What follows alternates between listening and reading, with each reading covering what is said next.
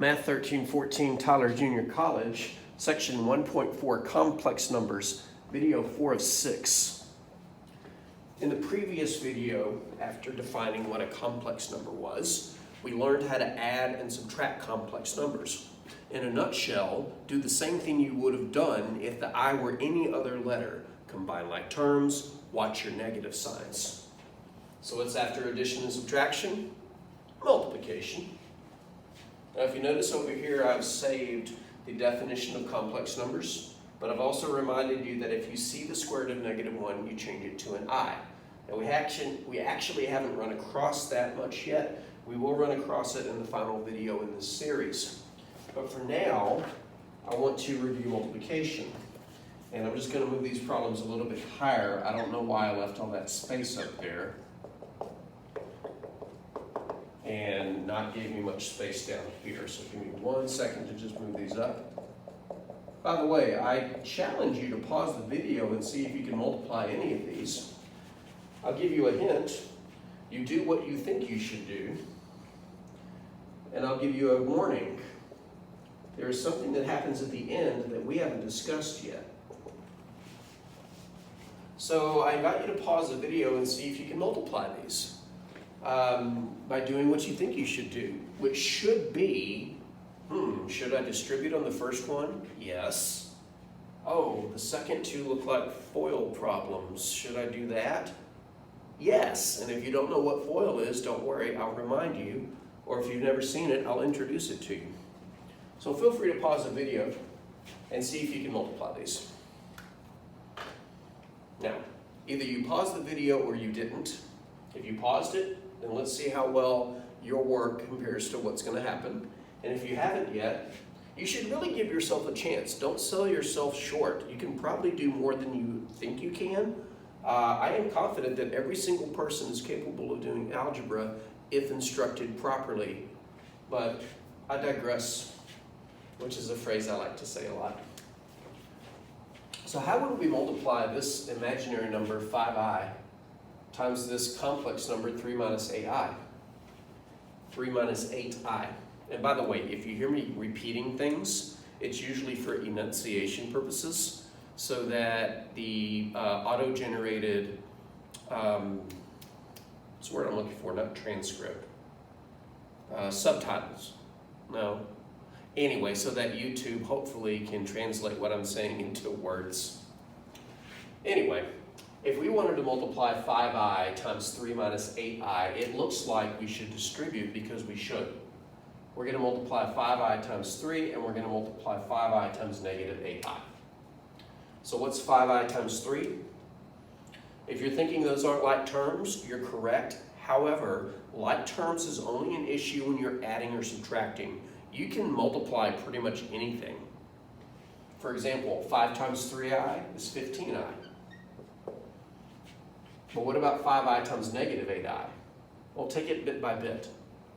Positive times negative is negative. 5 times 8 is 40. But what about I times I? Now, if we were adding, they would stay like terms, but we're not. We're multiplying. I times I is the very definition of I squared. Or vice versa, squaring something is the definition of multiplying it times itself. But is that the best answer? Well, does it have the correct form? Sort of. It does have an imaginary part, the part with the I, but it doesn't seem to have a real part, and it seems to have a new part, a part with an I squared.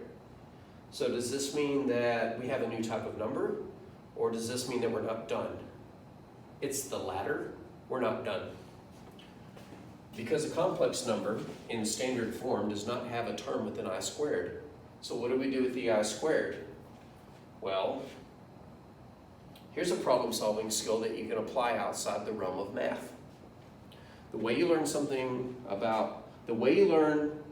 that you don't know is to connect it to something that you do know, and once you make that connection, you can build new knowledge. For example, I want to know something about I squared. I don't know anything about I squared yet, but I do know something about I. By definition, it's equal to the square root of -1. So if I were to think about this, and this is the first of what will be many thought clouds. In other words, not something you would necessarily write, but something you should think about. If I is equal to the square root of -1, which it is by definition, and I want to know something about I squared, maybe I should square both sides. I squared equals the square root of -1 squared, but the square root and the square cancel each other, leaving behind a -1. Wait a minute, what do you mean? Are you saying I squared is -1? I thought when you square something it comes out positive. Yeah, when you square a real number, I is an imaginary number, it doesn't follow that rule. So yes, an I squared is equal to -1. And we could write it as a definition, but it's more of a consequence of this definition. But I think there's a sentence worth writing. That sentence is, if you see I squared, which I do, change it to -1. In fact, these two statements, if you see the square root of -1, change it to I, and if you see I squared, change it to -1. Coupled with what you already know about algebra will get you through almost every problem in this section. There's one other procedural issue that we'll talk about with division. But let's apply that new knowledge to where we currently are in this problem.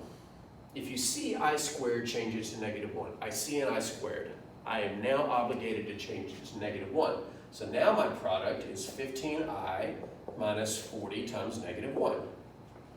But by making that change, it brings more to do. I know how to multiply -40 and -1. The 15I is just sitting there patiently, but -40 times -1 is positive 40. And now that looks a little bit more like in standard form. In fact, in most online homework systems, it would accept that as the correct answer, even though it's not in what's considered standard form. So if you wanted to write it in standard form just means write the part without the I first. So I'm going to write this positive 40 first, and then write the part with the I second. Since it's a positive 15I, I'm going to write plus 15I. Again, most online homework platforms, including the one for the class that I'm currently teaching, would accept both answers. In the event that you had a multiple choice test, you won't for me. This would not be an answer choice, but that would be. So now that I've let the cat out of the bag about I squared equaling -1, and more specifically, if you see I squared, change it to -1, I invite you once again to pause the video and see if you can complete both of these multiplication problems all the way down to the point where the answer is in standard form. And now I'm going to do them. Most algebra students, at least those taught in America, have heard of a gimmick called FOIL. F-O-I-L. And it is precisely that. It is a gimmick for multiplying two binomials, two factors that have two terms each. The F stands for the word first. The O stands for the word outer or outside. The I stands for the word inner or inside. And the L stands for the word last. But it's just a gimmick for keeping up with all the distributions that are about to happen. First refers to the first terms in each factor, so 4 and -5. Outer refers to the outer terms, so the 4 and the positive 7. But if you notice, all I'm doing is distributing the 4. 4 times -5 is -20. And 4 times positive 7i is positive 28i. Oh, by the way, a very common mistake in all of math is positives and negatives. So if you tend to make those mistakes, then you should be very deliberate about every plus and every minus. That's why I'm saying things like 4 times positive 7i instead of just 4 times 7i. But back to the FOIL process. Outer is what we've already done. Inner refers to the two terms inside this product. So positive 2i and -5 represent inner. And last refers to the last term in each factor. So positive 2i times positive 7i. But again, this is just the positive 2i being distributed. So FOIL is just a gimmick for a lot of distributing. Some people call this a double distributive property because you distribute twice. So let's multiply and see what happens. Positive 2i times negative 5. Positive times negative is negative. 2 times 5 is 10. I times, what's the only I? And then for the last part, positive 2i times positive 7i. Positive times positive is positive. 2 times 7 is 14. And I times I is I squared. Oh, I see an I squared. I know what I'm going to do with that. In fact, let's take care of that right now. If you see I squared, change it to negative 1. When we did it up here, we did it in bits and pieces, but what was the net result? The net result of this I squared is it changed the sign of the number in front of it. So this negative 40 became a positive 40 because the I squared became a negative 1. So if I did the same thing here, this I squared would become a negative 1, positive 14 times negative 1 will become a negative 14. So instead of taking it in baby steps, which of course you can if that's your comfort zone, you can do it in one move and simply say that I squared, the net result is it changes the sign of the number in front of it. And now we combine like terms. The real parts are negative 20 and negative 14, and when I combine them I get negative 34. The imaginary parts are positive 28i and negative 10i, and when I combine those I get positive 14i. And there's the product. If you ever see me step off the screen, it usually means that I'm just checking the video time, because I try to keep these videos under 10 minutes. I realize I have failed miserably so far, but sometimes they go closer to 15 minutes. All right, so let's try the last one. And the answer to this one might have caught you off guard. If we FOIL it, the product of the first terms is 13 times 13, which is 169.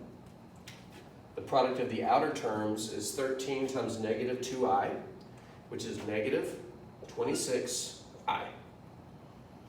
The product of the inner terms, positive 2i times 13, is positive 26i. And the product of the last terms, this is where you should be careful. Positive times negative is negative. 2 times 2 is 4. I times I is I squared. Oh, there's an I squared. You should jump on that immediately.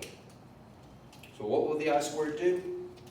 It will become a negative 1, multiply by the negative 4, and change the last product to a positive 4. And now we just gather like terms. 169 plus 4 is 173. And negative 26i plus 26i, oh, those cancel. There are no imaginary parts. The product is a real number. Usually when you multiply two complex numbers, your answer is also complex.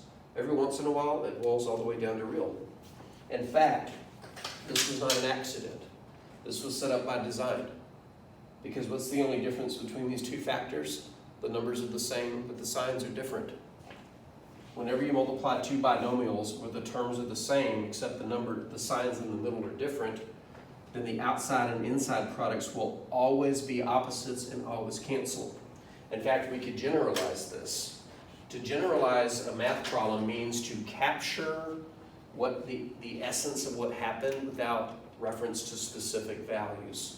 For example, if I wanted to generalize this problem, I would say that the first number is something generic like a plus bi. So how can I generically write the second factor to show its relation to the first factor? Simply change the sign in the middle and call it a minus bi. Two complex numbers that are the same in every aspect except the sign in the middle, more specifically, two complex numbers whose real parts match but whose imaginary parts are opposites. These are called conjugates. Conjugates. And what's so special about them? Well, let's just talk it out real quick. The first part of FOIL is a times a, which is a squared. The outside and the inside will cancel just like they did here. Don't believe me, write it out. The last part is positive times negative is negative, b times b is b squared, I times I is I squared, but what does an I squared do? Changes to negative 1 and changes the sign of the coefficient in front of it. So the I squared becomes a -1 and changes this to a plus. So this would be the generalization of what this last multiplication problem is illustrating, that if you multiply two conjugates, it will always end up being real. It's simply the sum of the squares of the numbers in the problem. Now, if that made sense, wonderful. If not, but you got the FOIL thing, then just keep foiling.